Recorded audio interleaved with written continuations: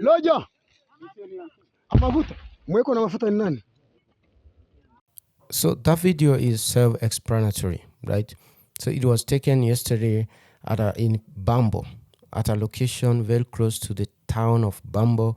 This is the town a week ago M23 had taken as they were being chased and routed from Kichanga. So they were moving from Kichanga, moving east, as you can see from this map, and they went to Kibambo. So they were removed from Kibambo, and now they moved south to Kibumba region, which is closer to the Rwandan border. And this past week, there have been heavy fighting in the region around Kibumba, to a point that the M23 was and the Rwandan soldiers were firing mortars. One of the mortar fell next to the Kenyan contingent that is patrolling that region near Nyiragongo. One Kenyan soldier was killed. So that's how it is.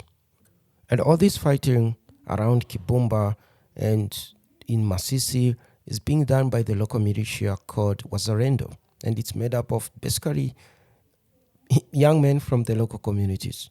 They don't even have uniforms. They just pick any uniform they're given, mostly torn and used uniform from the Congolese army.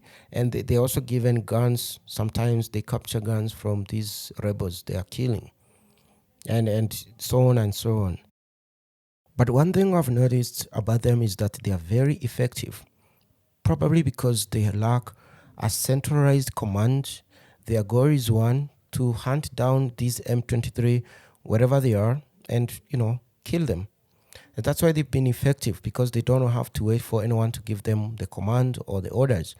And what I've seen is also they are good at understanding the terrain. That is their home. They understand the hills and the valleys there, so they can easily outmaneuver these rebels in this territory and ambush them.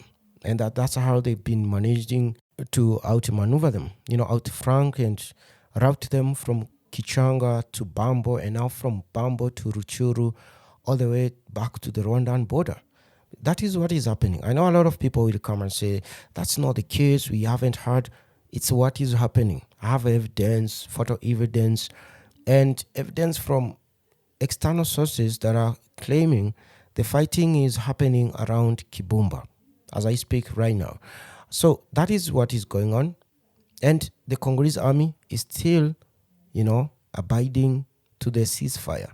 The ceasefire between the Congolese army and this M23 that ensured that they're not fighting, it is still in place, and the Congolese army is not attacking M23. Though M23 has tried many times to provoke the Congolese army by sharing their positions, the Congolese army have not responded. But that doesn't mean they are doing nothing. In the background, Congo is training more than 20,000 young men to be some of the best soldiers in the region.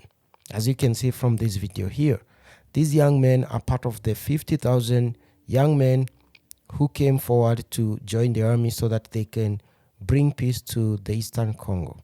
That was last year. And they've been trained, including being trained by foreign trainers, foreigners.